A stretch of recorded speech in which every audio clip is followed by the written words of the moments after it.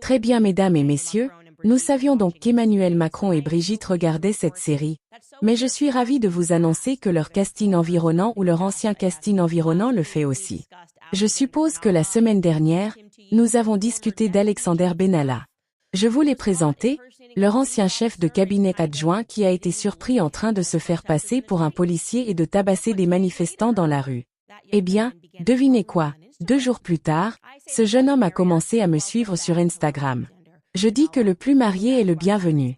Bonjour Alexander Benalla, bienvenue dans notre série Devenir Brigitte. Honnêtement, je ne pouvais pas le croire quand je l'ai vu, c'était comme une note prioritaire sur mon Instagram. C'est comme si Alexander Benalla avait commencé à te suivre et j'étais comme ou ok. Évidemment ou. C'est quoi la signification de cela? Je ne sais pas exactement quel était le but du suivi étant donné que mon profil est public, donc tu n'as pas à me suivre, tu peux simplement regarder mon profil en privé. Je suppose qu'il voulait que je sache qu'il me suivait, mais vous me connaissez tous, je ne gâche jamais une opportunité. Alors je l'ai contacté dans ses DM. Je suis entré dans les DMS d'Alexander Benalla. Voici ce que j'ai dit. D'accord. J'ai dit que j'étais content que vous appréciez ma série. Voulez-vous y participer?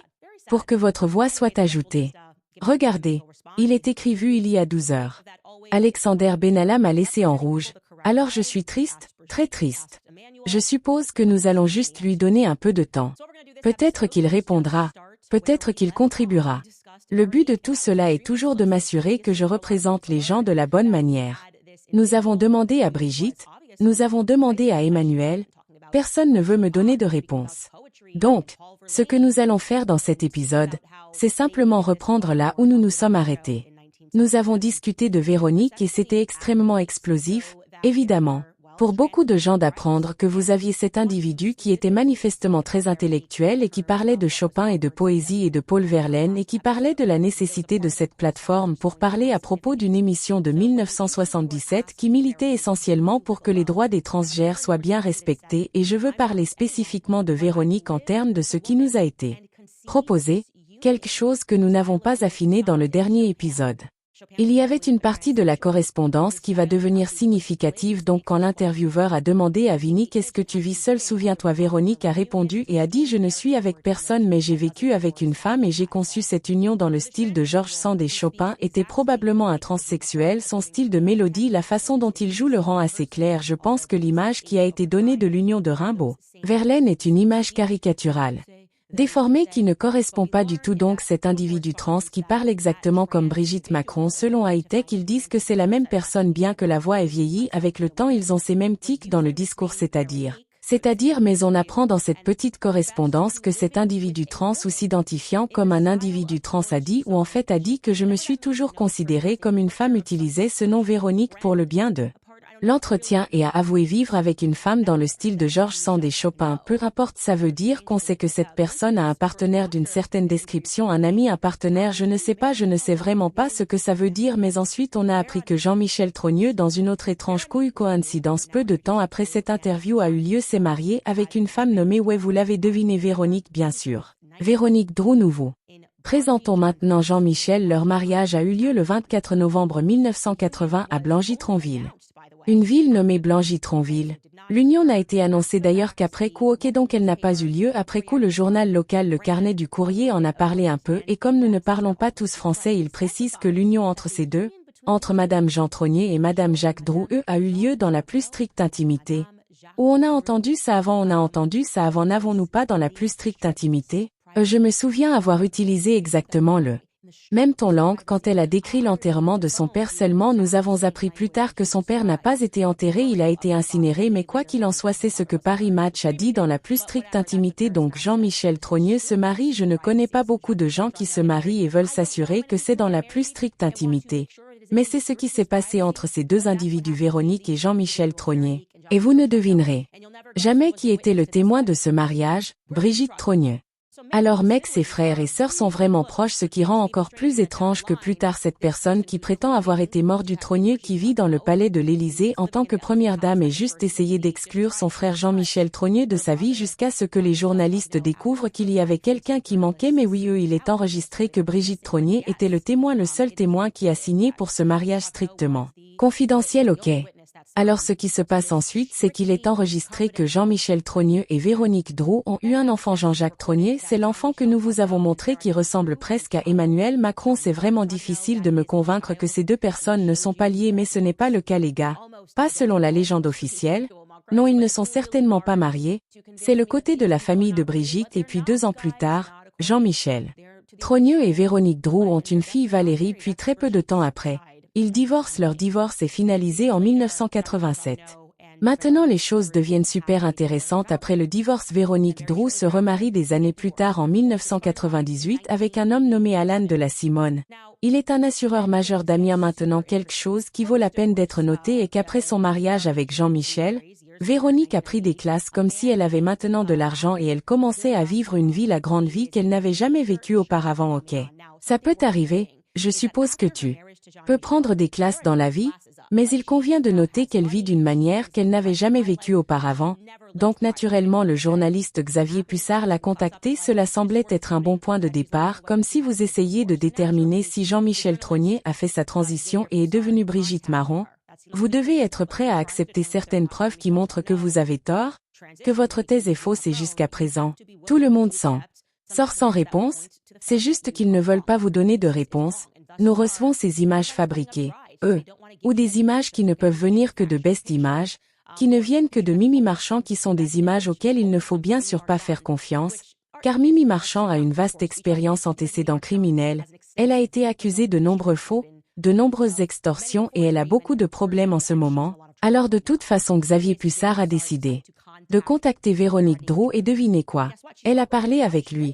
C'est étrange qu'un membre de la famille de l'unité parle à un journaliste et elle a voulu lui parler. Vous savez, quand il l'a contacté sur WhatsApp, il a dit ouais, fixons un rendez-vous pour parler à l'avenir et essentiellement ce qu'elle a fait, c'est qu'elle a voulu écarter ces rumeurs sur son ex-mari d'il y a de très nombreuses lunes, Jean-Michel Trogneux, et donc je vais lire cette partie directement du livre de Xavier Pussard qui est disponible sur Amazon, intitulé Devenir Brigitte et je veux que vous vous souveniez que Xavier Pussard est méticuleux, il a conservé des enregistrements de chaque personne à qui il a parlé au cours de cette enquête de 8 ans.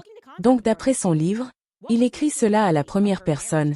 Donc je cherchais à contacter Véronique Drouot. Quelle était la matérialité de son mariage avec Jean-Michel Trogneux? Qui était-il? Comment et quand s'était-il séparé? Après s'être marié un Trogneux, Véronique Drouot a continué son ascension sociale en épousant à la Simone, maintenant répertoriée dans Le Bottin mondain. C'est là que j'ai trouvé son numéro. Je l'ai contactée sur WhatsApp. Elle a accepté de me rappeler le lendemain et l'a fait. Notre conversation a duré une demi-heure, même si elle répète la formulation souvent entendue de l'entourage Trogneux. Exemple, ces femmes sont folles. En faisant référence à Natacha Ray et Amandine Ray, elle fait d'abord semblant de ne pas savoir de quoi il s'agit à propos de Jean-Michel. Devenir Brigitte, n'est-ce pas? Écoutez monsieur, je ne sais pas, c'est ridicule quand même parce que j'ai 2 enfants avec Jean-Michel. J'ai vu sur YouTube qu'ils ont fait un arbre généalogique où ils ont même mis que je pourrais être la mère de Macron. Véronique Drouot fait bien sûr référence aux questions soulevées par les internautes sur l'étrange ressemblance physique entre Emmanuel Macron, le mari de Brigitte, et Jean-Jacques Trogneux, le fils de Jean-Michel Trogneux.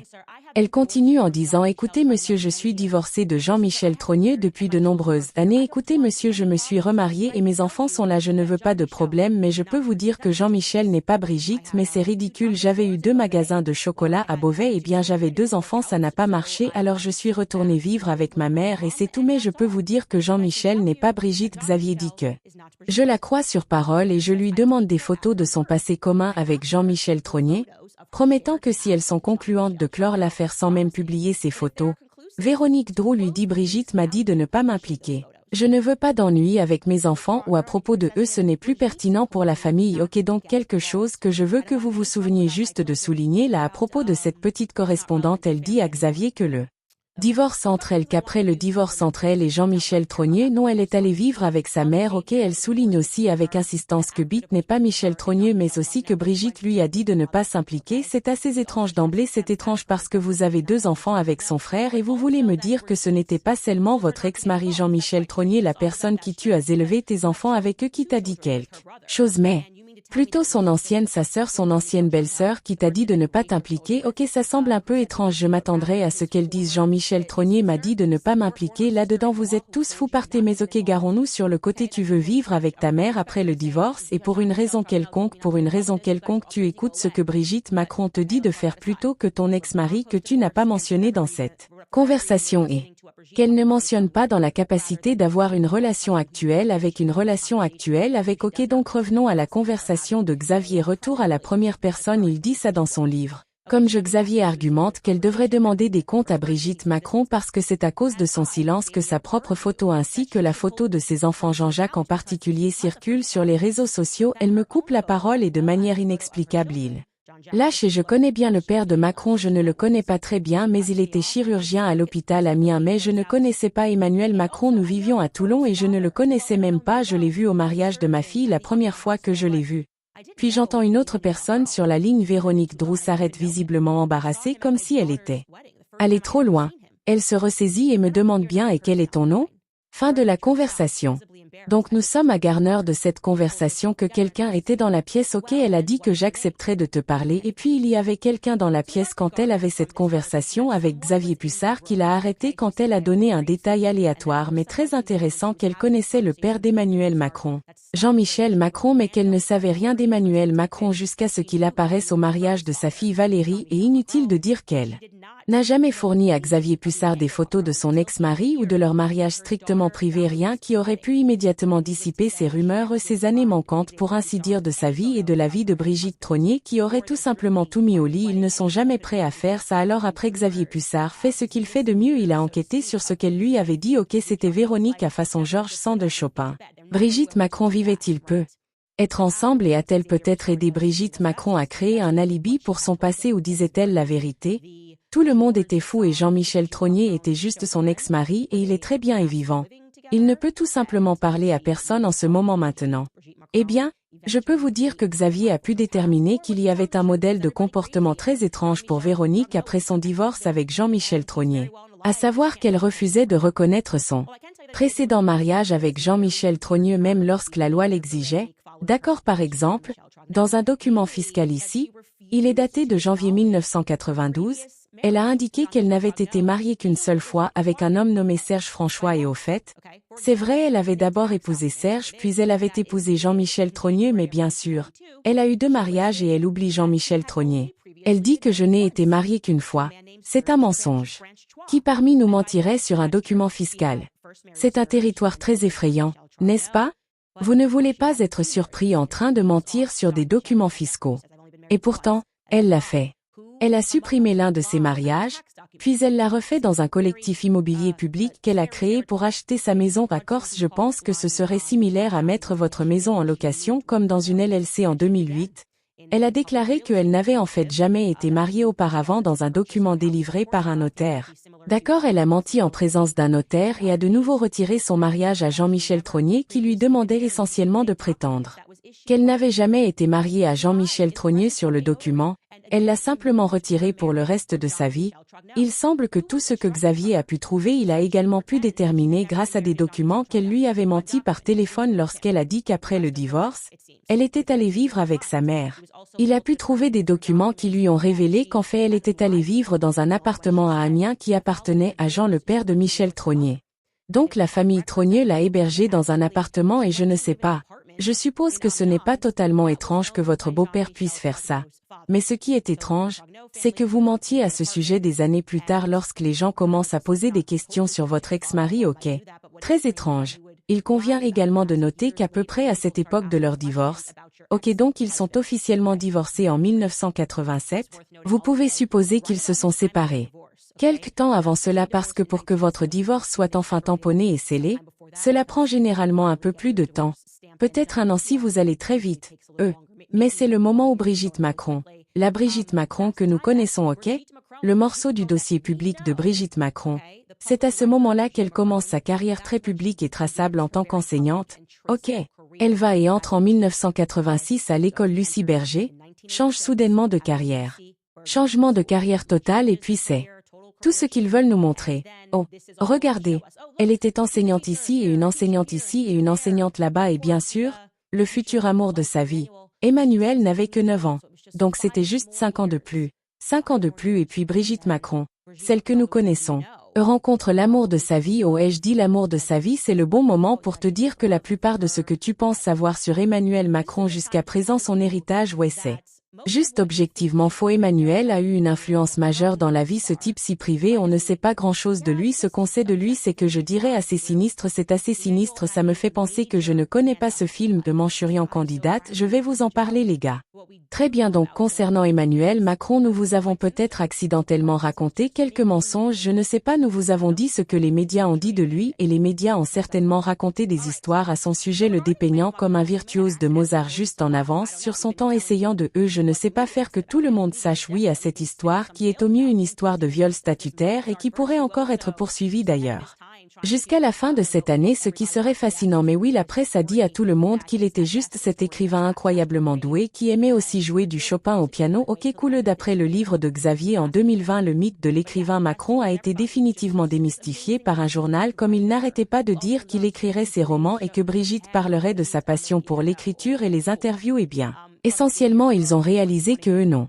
Ce n'est pas vrai, rien de tout ça n'est vrai et c'est eux qui ont créé ça. L'idée de lui était simplement parce qu'ils voulaient que le public croie qu'il était ce génie et qu'il méritait donc d'être soudainement au milieu en tant que politicien, qu'il avait eu ce passé où il était une sorte de petit génie et comme je l'ai dit, cela ne pouvait pas être plus éloigné de la vérité. La réalité est que la véritable histoire d'Emmanuel Macron est plus une histoire de faux jusqu'à ce que vous y arriviez. Ok, si c'est comme ça que vous le diriez, faux jusqu'à ce que vous y arriviez, comme nous l'avons souligné auparavant, on ne sait pas grand-chose de son enfance. Ok, c'est bizarre, ça devient très étrange. Sa mère, nous savons maintenant qu'elle était en charge du programme de réassignation sexuelle au bureau de la sécurité sociale. Son père était psychiatre, mais selon Véronique, elle n'avait aucun souvenir d'Emmanuel ayant été à ses côtés. Sa grand-mère Manette, nous le savons, était certainement impliquée dans son enfance. C'est la seule dont il parle affectueusement ou même se rapporte à son enfance dans son livre. Nous savons aussi que grand-mère avait un don pour les livres centrés sur la pédophilie. C'était le truc de grand-mère. Qu'est-ce que tu vas faire? Elle aime ces livres centrés sur la pédophilie. Elle dit juste, est-ce que c'est du passé? Ouais, c'est vraiment cool. Parlons d'André Gide. Parlons-en. Parlons de tous ces passages étranges. Mon petit-fils et moi, nous partageons cela l'un avec l'autre. Comme je l'ai dit, nous avons appris qu'il était un peu solitaire. Il n'avait pas beaucoup d'amis. Les gens qui allaient à l'école avec lui ne savaient même pas ce que ses parents avaient fait. Eh bien, selon le livre du Wall Street Journal, The Calculated Rise of Macron, c'était la famille Rothschild, la banque Rothschild, qui avait tout à voir avec son CV professionnel et curieusement, assez Xavier Pussard avait découvert que la banque avait fait une erreur interne dans leurs documents lorsqu'ils ont répertorié Macron qui est censé être né à Amiens comme étant né à Paris et ils ont fait cette erreur sur plusieurs documents d'ailleurs. Je vais vous en montrer quelques-uns. Et la réalité est bien sûr cela revient sans cesse que l'on nous dit dans la biographie officielle qu'il est né à Amiens. Puis nous avons l'ancien maire d'Amiens qui a dit non, il est qu'est-ce qu'il était. Tuque-toi, la région de Tuque. Maintenant nous avons les Rothschild qui rapportent qu'il est né à Paris et nous ne savons tout simplement pas ce qui est vrai et ce qui est faux. Ok, nous vraiment je ne sais pas, mais nous avons ceci du procès-verbal de la Rosbank. Ici il est dit qu'il est né le 21 décembre 1977 et ils font ça encore et ils continuent à faire ça aux erreurs qu'il soit né à Paris, mais ça doit avoir été une erreur administrative. Maintenant Emmanuel lui-même n'a jamais nié ça. Proximité avec les Rothschild, en fait il a dit ça en 2012 et je cite, « J'avais un trépassé inintelligible, personne ne pouvait me comprendre en dehors de l'enfant de Rothschild. Ok, et quand il est devenu le conseiller économique du président socialiste François Hollande, il a dit que l'enfant de David Rothschild, citation, est au courant de mon engagement, je suis sa couverture, quand la gauche sera au pouvoir je serai son protecteur. » De quoi on parle? Qu'est-ce que tu dis? Qu'est-ce que tu dis? Emmanuel Macron, tu vas être son protecteur quand tu arriveras au pouvoir. Je vais te dire, lis ce passage concernant son ascension à l'échelle banque Rothschild car apparemment son ascension n'avait aucun sens pour ses collègues. C'est tiré du livre de Xavier. Citation au sein de la banque. Les progrès d'Emmanuel Macron ont surpris beaucoup. Sarah Harfouche a expliqué qu'il avait été identifié comme une personnalité très singulière avec beaucoup de contacts et Sophie Javary qui l'a formé chez Rothschild & Co rapporte qu'il avait des contacts de très haut niveau pour nos dossiers avec des liens avec l'État. Fin de citation. Selon ses collègues les plus expérimentés ont été surpris par, je cite, soutien au plus haut niveau de la banque, notamment David de Rothschild et son bras droit François Henrot qui lui permettait de, je cite, contourner sa hiérarchie immédiate. Ces soutiens lui ont permis de devenir à 32 ans le plus jeune associé gérant de l'histoire de la banque, même si selon d'autres employés il était un piètre technicien. Je cite, Macron n'en sait pas grand-chose. Je cite, « En réunion nous rions et réfléchissons ardemment, voici un autre joyau de Macron. » Qui rapporte maintenant d'autres confidences de Rothschild et co-exécutive. Le journaliste Mark Underwood confirme l'amertume suscitée par sa promotion accélérée. Je cite, chez Rothschild, il a la réputation de n'avoir jamais écrit une équation, il ne savait même pas ce que EBITDA est. Le résultat opérationnel d'une entreprise. David de Rothschild a dû, je cite, les violer pour le nommer associé gérant. Oh, quelle idée d'un associé gérant de Rothschild Bank ne sachant pas ce que EBITDA signifie. Comme ça, je veux dire, c'est moi, je veux dire. Je ne suis pas une institution financière ici. Les revenus avant les intérêts dans les impôts. Il ne savait pas ce que c'était et donc les gens autour de Rothschild qui ont regardé son ascension et étaient amers à ce sujet et savaient que David de Rothschild avait une main dans. Ça encore une fois, vous pouvez lire à ce sujet dans le livre du Wall Street Journal. Vous pouvez lire à ce sujet dans le livre de Mark Underwood, Le passé ambigu de Macron. Les gens ne comprennent pas comment il a été en quelque sorte élevé dans cette banque et d'ailleurs cette élévation a eu lieu avant même qu'il n'arrive à la banque Rothschild. Elle a également eu lieu à l'école donc on nous a dit qu'il était Mozart, n'est-ce pas?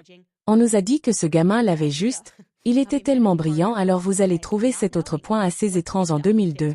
Quand il avait 25 ans, Emmanuel Macron a été admis à l'ENA.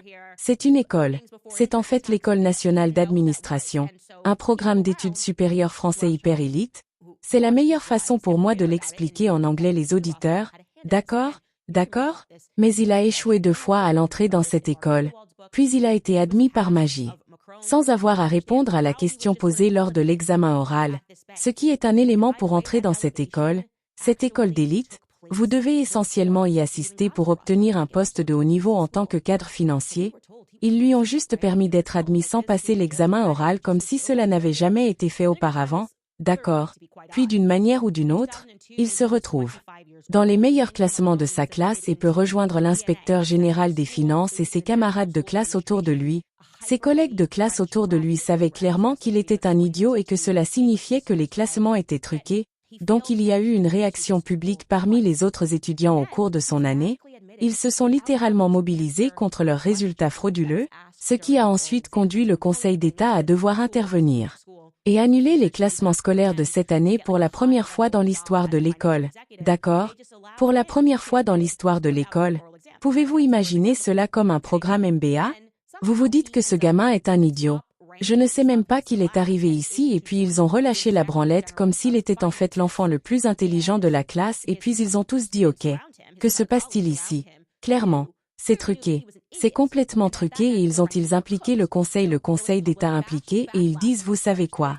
Que diriez-vous d'aucun résultat cette année comme quoi un petit point rapide à ce sujet au fait?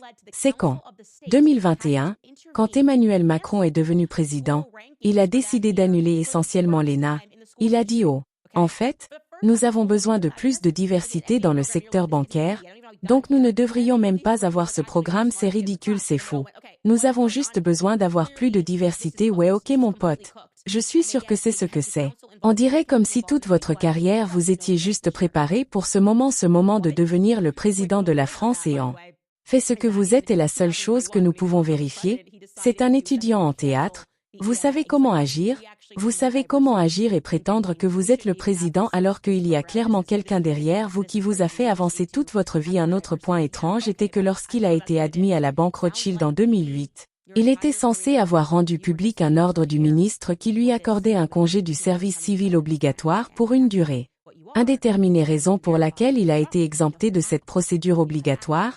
Il n'a même pas eu à réintégrer sa fonction publique quand il a ensuite quitté la banque et a été nommé comme par magie directement dans l'équipe du président Hollande en tant que conseiller économique. Comme ce qu'il est en fait le vice-président du Conseil d'éthique juridique de l'État, il a parlé de ça, il a fait remarquer qu'il n'avait jamais rien vu de tel, il n'avait jamais vu quelqu'un être exempté de cela.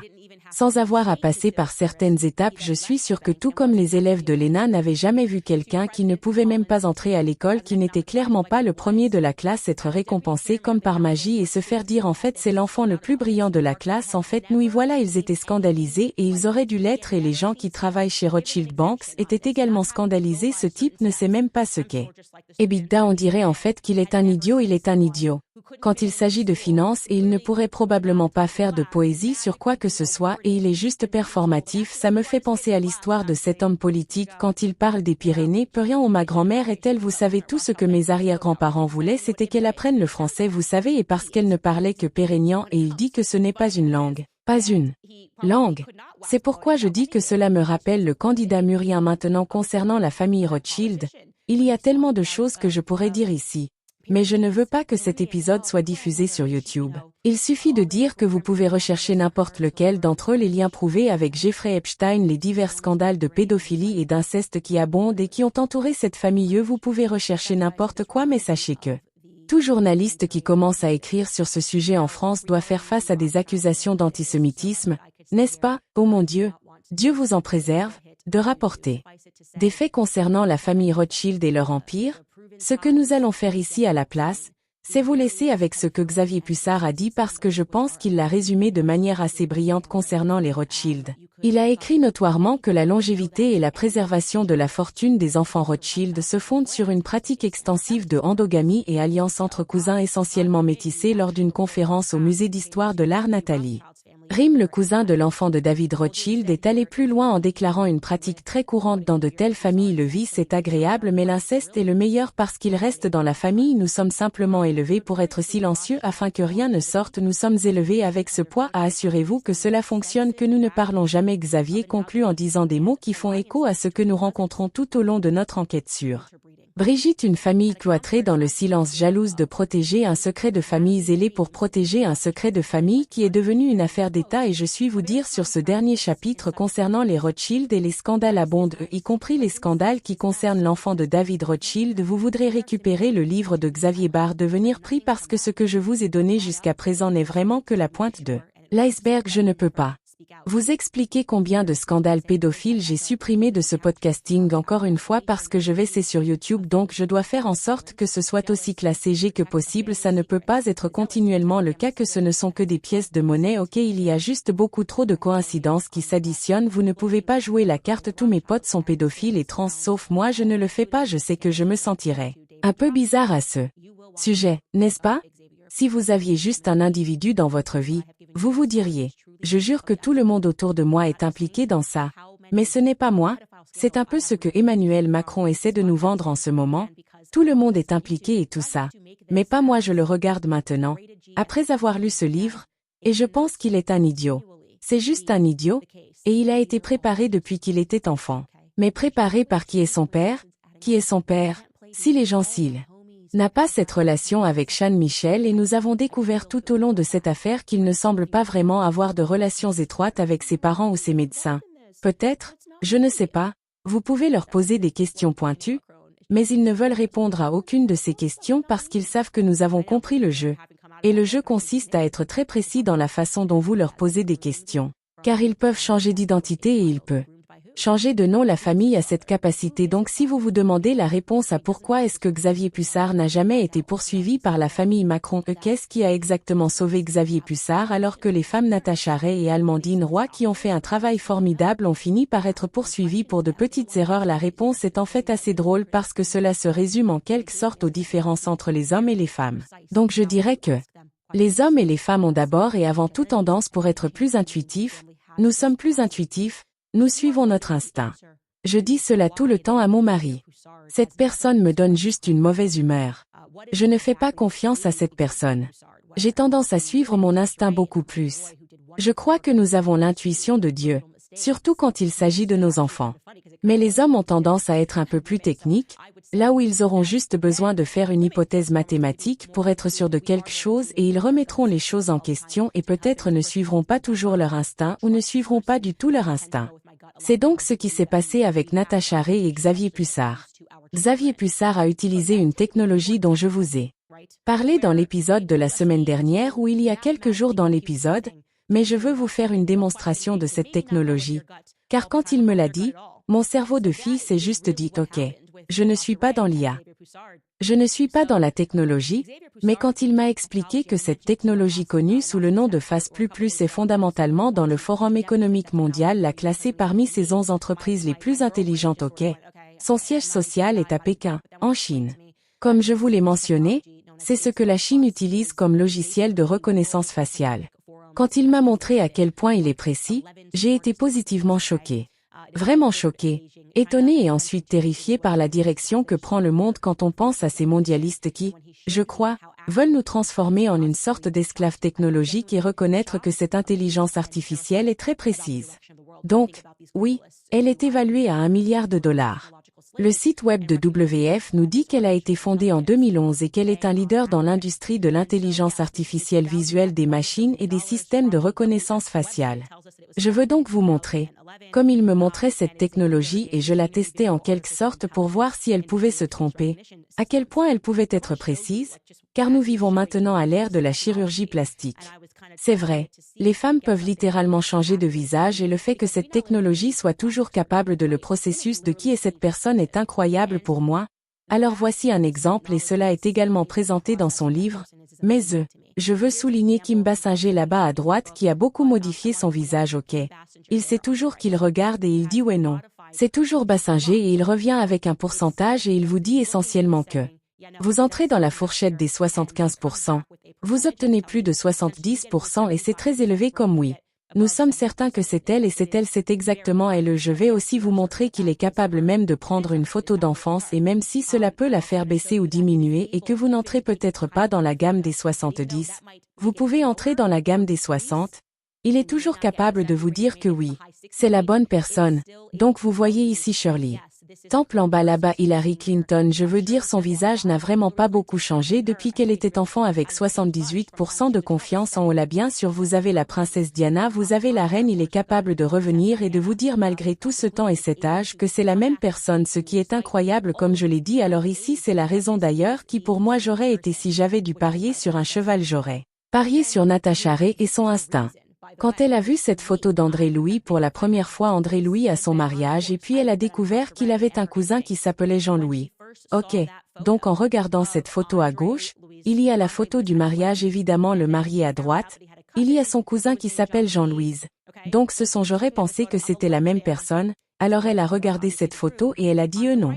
Je pense en fait que la personne sur la photo est ce type et je pense qu'il se moque de nous et que si j'avais juste regardé ces photos et fait confiance à mes propres yeux, j'aurais totalement co-signé ce que Natasha Ray a dit, qui semble être exactement la même personne. Mais Xavier Pussard. Alors Natasha a dit ça ou a écrit ça et elle a été poursuivie en diffamation. Xavier Pussard a plutôt passé ces deux photos dans sa technologie et elle lui a dit non. Elle a dit que ce n'était pas la même personne en face plus. Elle est revenue à 52% de moins. Alors il a dit ok, je dois rater quelque chose, je vais me fier à la technologie. Elle me dit que ce sont deux personnes différentes et ses cousins se ressemblent beaucoup mais la technologie l'a détecté et bien sûr nous avons ensuite appris comme nous l'avons couvert hier ou il y a 2 jours au contraire. Il s'agissait en fait d'une personne différente que Jean-Louis Osier était un cousin germain il n'était en fait pas la même personne que celle qui était photographiée là, ce qui est la raison pour laquelle elle a été poursuivie pour diffamation à nouveau sans attaquer le fond de ces allégations sans attaquer si ou pas Brigitte était passée de Jean-Michel Trognier plutôt qu'attaquer une erreur qui va s'arriver lorsque vous enquêtez sur une histoire et que les gens refusent de vous donner des réponses et dans de nombreux cas vous envoient intentionnellement sur la mauvaise voie, n'est-ce pas? Concernant Brigitte Macron qui a maintenant changé de visage comme nous l'avons appris. Nous savons qu'elle voit ce médecin. Elle subit une opération de féminisation. C'est une bonne façon et en plus elle a maintenant plus de 80 ans, n'est-ce pas? Et nous n'avons que des photos de son enfance, que des photos de Jean-Michel Trognier de son enfance lorsque vous comparez cela avec la technologie renvoie de cette façon. Elle nous dit que c'est une forte probabilité et c'est avec des dents de prothèse dentaire, des dents différentes, n'est-ce pas? Elle nous dit que c'est ce garçon sur cette photo de classe. Ok, c'est ce garçon sur cette photo de classe, il revient de normal à élevé, le plus élevé étant là à 17,3% et c'est juste avec la photo de classe et avec des années de travail. Ok, nous ne sommes même pas en comparant cela aux photos de l'école quand elle avait encore les dents que vous voyez là sur le côté gauche à droite quand elle avait encore des dents. C'est avec une tonne de travail effectué par le magicien de la communauté transgenre à droite le gars qui peut faire de vous une femme il vous regarde les femmes comme leur argile et il est toujours certain que c'est Brigitte Macron ok que ce petit garçon est devenu Brigitte Macron il est également certain que la femme sur la photo de mariage donc plus âgée sur Brigitte Trognier qui a épousé André Louis n'est pas la première dame Brigitte Macron que nous aujourd'hui. Il revient faible. Probabilité que ce soit les mêmes personnes. Que se passe-t-il ici? Que voulez-vous dire? Que vous voulez dire il revient faible probabilité? Cela nous donne peut-être la réponse à pourquoi elle ne répondra pas. Elle ne se joindra pas à un procès et affirmera formellement en disant simplement que c'est moi sur la photo. Ok, elle ne répondra pas à mes questions car nous avons fait sortir notre équipe juridique et nous avons dit que nous ne voulions pas mentir tout comme. Xavier, nous ne sommes pas ici dans le métier pour répandre des mensonges. Ok, ça ne m'aide pas, ça ne donne pas envie à mon public de revenir à mon émission quand je me fais prendre en train de mentir intentionnellement et de diffamer quelqu'un pour le simple plaisir de le faire. Aidez-moi à vous aider Brigitte. Est-ce vous sur la photo de mariage? Elle ne veut pas répondre à cette question. Ok, si on se tourne vers la technologie de l'IA, la raison pour laquelle elle ne répond pas à cette question, c'est parce que ce n'est pas elle sur la photo. Ok, c'est quelqu'un d'autre. Quelqu'un d'autre s'appelait Brigitte Trognier. C'est très intéressant. Jean-Michel Trognier à ce mariage. Nous ne sommes pas autorisés à voir des photos de lui à ce mariage parce qu'apparemment toutes les photos ont été détruites à l'exception de 2 photos persistantes de Le d'André Lise André Lewis et pareil pour Brigitte Trognier. Nous constatons juste que malgré toutes les photos qui devraient être mises à disposition, nous ne pouvons même pas mettre la main sur les photos de l'école. Les photos de l'école, nous ne voulons tout simplement pas les donner. Ils ne veulent pas les donner. Le rien n'existe, tout a juste été supprimé. Une personne entière vient d'être supprimée. Ok, et concernant la photo de communion que nous avons immédiatement regardée et avons dit qu'elle ne ressemblait en rien à la première dame, je regarde mes yeux, il renvoie cette réponse. Le texte dit non encore. Bah non, ça n'arrive pas, désolé, elle ne va pas bien. Alors que discernons-nous de cela? Ce que nous discernons de cela, c'est que les photos que Mimi Marchand, agence Best Image, Mimi Marchand qui est avec les gangsters faisant du travail en s'assurant que les scandales pédophiles ne fassent pas la presse. Scandale pédophile dégoûtant, elle empêche cela de faire des ravages. La presse, c'est elle, la papesse des médias people, ne publie rien sans son avis, donc la personne par laquelle les réalisateurs de documentaires doivent passer pour obtenir des images de la première dame. Et puis quand ils obtiennent ces images, il y en a peu et loin entre ce que 3 sont entrés dans l'arène publique de son enfance et toutes ces photos, 1 ou 2 de son enfance plutôt et 1 de son mariage, présumé mariage. Eh bien, les logiciels chinois approuvés par le WEF comme le meilleur du jeu nous disent que ce n'est pas la première dame actuelle de France. Que devons-nous en penser? Que devons-nous faire de cela? Le silence. Les techniques d'intimidation. S'en prendre aux gens pour les impôts, c'est envoyer le figuratif ou l'IRS français pour s'en prendre aux gens quand ils ne peuvent pas l'avoir pour diffamation. S'en prendre à essayer de comprendre qui finance les gens. Nous avons eu, comme nous l'avons fait dans le passé, notre interview avec Xavier Pussard retirée de YouTube pour des raisons étranges, exigeant la censure, accusant Xavier Pussard de l'antisémitisme pour un article qu'il a écrit n'avait rien à voir d'ailleurs avec quoi que ce soit concernant Brigitte Macron, mais il a dit que l'article qu'il a écrit il y a 5 ans sur le pouvoir qui contrôle tous les médias en France, ils le poursuivent pour antisémitisme. Il n'a même pas dit que ces gens étaient juifs, il a juste écrit les noms des personnes qui ont du pouvoir dans les médias en France. Il recherche n'importe quoi par opposition à ce que nous montrez des photos de votre vie de mariée à André Lewis. Allez-vous nous dire que cela a également été détruit ou devons-nous en déduire que la personne qui vit au palais de l'Élysée, la personne qui a définitivement préparé le président, qui n'a pas été si honnête sur son passé, qui n'est pas le génie virtuose qui a été présenté au public? Brigitte Macron est peut-être Jean-Michel Trognier. Jean-Michel Trognier qui pendant une transition, l'image que je vois en ce moment, et je suis heureux de la corriger à nouveau parce que je sais que vous regardez au palais. S'il vous plaît, répondez simplement à nos 21 questions parce que l'image que je reçois de tout cela, et encore une fois nous n'en sommes même pas encore à l'interview explosive de Xavier Pussard, et que quelque chose s'est passé dans les années 80, quelque chose s'est passé dans le milieu des années 70 et 80. Véronique Drouin. Jean-Michel Trognier, votre réapparition en 1986 en tant que professeur. Les mensonges que vous avez dit à la sexy Claudia Schiffer, elle n'existait pas. Alors je ne vois pas une femme avec des jambes irrésistibles que les jeunes garçons ne pouvaient tout simplement pas attendre. Oh mon Dieu, regardez ça, de quoi parlez-vous? Qui a sanctionné ces mensonges dans la presse? Qui êtes-vous vraiment? Et quelle est votre relation avec Emmanuel Macron? Quelle est la relation d'Emmanuel Macron avec vous? Quelle est la relation entre Emmanuel Macron et Jean-Jacques Trognier? Ce n'est pas comme si j'étais un neveu, je ne sais pas, quelque chose ne va pas là quand je regarde cette photo, quelque chose ne va vraiment pas là. Bien sûr, c'est si simple de répondre à ces questions et pourtant vous refusez de vous rendre jusqu'à essayer d'intimider un journaliste américain, et je dois vous dire que cela ne vous fait pas paraître autre chose qu'extrêmement coupable.